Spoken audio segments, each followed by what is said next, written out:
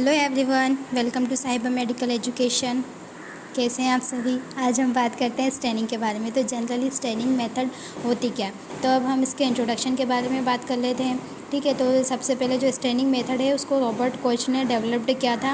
उन्होंने बताया था कि स्टेन स्मेल का जो एग्जामिनेशन होता है उसको हम ड्राई माउंट टेक्निक कहते हैं। ठीक है, और उन्होंने स्टेन स्मेल प्रिपरेशन के एग्जामिनेशन को और डिस्क्राइब करके बताया था। फर्स्टली हम बात करते हैं स्टेन स्मेल का प्रिपरेशन, मतलब स्टेनिंग को अपन किस तरह से प्रिपेयर करते हैं। ठीक है, तो क्या कहते हैं अपन जनरली जो gives ideas the morphology of bacteria cocci and bacilli, मतलब जो बैक्टीरियाज होता है वो हमारे मतलब जनरली जो बैक्टीरियाज की मॉर्फोलॉजी का आइडिया देता है, जैसे कि कोकाई बेसिलाई स्पाइरल किस फॉर्म में प्रेजेंट होता है उसकी मॉर्फोलॉजी को डिटरमाइन करने के लिए। नेक्स्ट है जो बैक्टीरियाज होते हैं, बैक्टीरिया की स्टेनिंग एफिनिटी को ज्ञात करने में मदद करता है।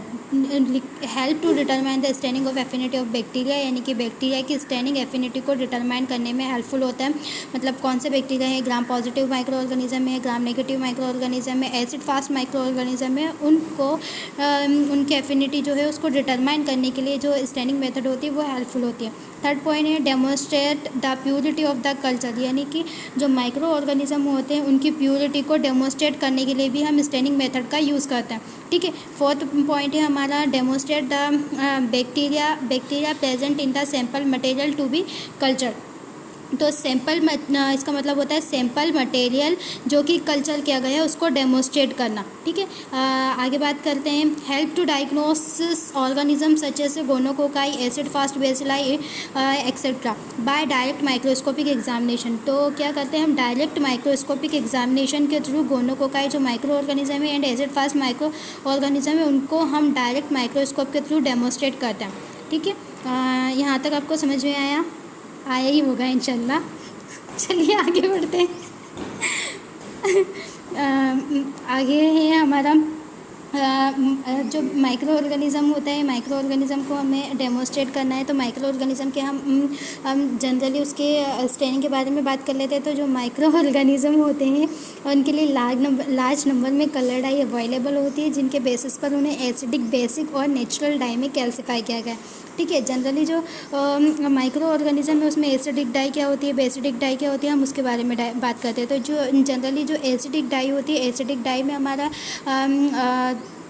मतलब नेगेटिव चार्ज होता है जो कि बेसिक सेल कंपोनेंट को स्टेन करता है। एसिडिक डाई वार डाई होती है जो कि नेगेटिव चार्ज होता है तथा बेसिक सेल कंपोनेंट को स्टेन करता है। जो एसिडिक डाई होती है, एसिडिक डाई के थ्रू हम साइटोप्लाज्मिक एलिमेंट होते हैं उसको स्टेन कर सकते हैं, जैसे कि इयोसिन एंड निग्रोसिन जो होता है उसके थ्रू हम इसको स्टेन करके देख सकते हैं। ठीक है, अब बात करते हैं हम हमारे बेसिडिक डाई के बारे में। तो बेसिक डाई हमारे क्या होती है, जनरली बेसिडिक डाई जो होती है वह डाई होती है जिसके थ्रू हम एसिडिक कंपोनेंट को स्टेन कर सकते हैं। इसके लिए हमें स्ट्रॉन्गली मिथाइलिन ब्लू सॉल्यूशन होता है, उसका हम यूज़ करके बेसिडिक डाई को स्टेन कर सकते हैं। ठीक है, आगे हम देख लेते हैं न्यूट्रल डाई। न्यूट्रल डाई में क्या होता है, जो न्यूट्रल डाई होती है वो हमारे मतलब एसिड एंड बेसिडिक डाई का कॉम्प्लेक्स सॉल्ट होता है जिसे हम न्यूट्रल डाई कहते हैं। इसके लिए स्टेनिंग प्रोसेस जो होती है, स्टेनिंग प्रोसेस एंड उसके टेम्परेचर, उसका कंपोजिशन, उसका आयनिक कंटेंट, उसकी रिएक्शन, उसके फैक्टर को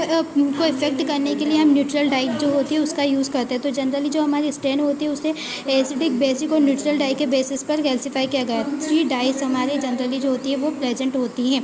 ठीक है, अब आगे हम बात करते हैं स्टेनिंग रिक्वायरमेंट के बारे में। जनरली हमने उसके इंट्रो के बारे में पढ़ लिया था कि एसिडिक बेसिडिक क्या होती है, जिसमें इयोसिन, निग्रोसिन वगैरह का यूज़ किया जाता है, क्रिस्टल वॉयलेट वगैरह का हम इसके अंदर यूज़ करके हम स्टेनिंग मेथड को प्रिपेयर करते हैं। आगे हम बात करते हैं स्टेनिंग रिक्वायरमेंट। स्टेनिंग रिक्वायरमेट क्या होता है, फर्स्ट है हमारा स्टेन जो होता है स्टेन एसिडिक और बेसिडिक डाई होती है, एसिडिक डाई होती है और बेसिडिक डाई होती है, उन दोनों का कम्प्लेक्स एसिडिक, बेसिक और न्यूट्रल डाई का सॉल्ट होता है, उसी को हम क्या बोलते हैं हमारे स्टेन। जो स्टेन होता है हम इसका एग्जांपल है हमारा जनरली इसे हम basic fuchsin, methylene blue, crystal violet, ये हमारे स्टेनिंग रिक्वायरमेंट है। ठीक है, ये हमारे स्टेन के एग्जांपल है।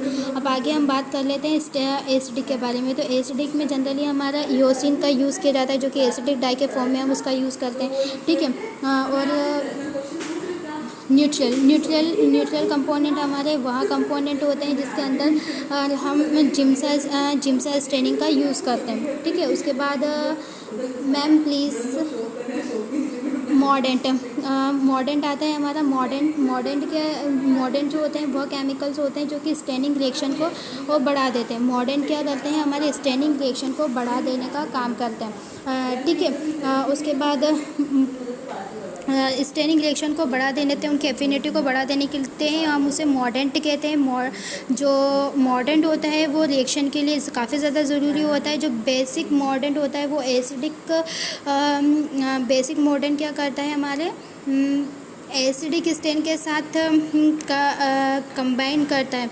ठीक है, इसका एग्जांपल है हमारा, जैसे कि इसमें हम ज़ील नेल्सन स्टेन का यूज़ करते हैं। ज़ील नेल्सन स्टेन में हम क्या यूज़ करेंगे, हमारे कार्बल फ्यूशिन है, आयोडीन है, क्रिस्टल वॉयलेट का यूज़ करके हम इसे प्रिपेयर करते हैं।